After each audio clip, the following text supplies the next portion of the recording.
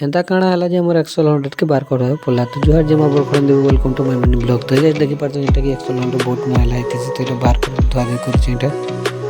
देखि पारतो एटा दोछु एटा शैम्पू रे टिके धोई पको दे छै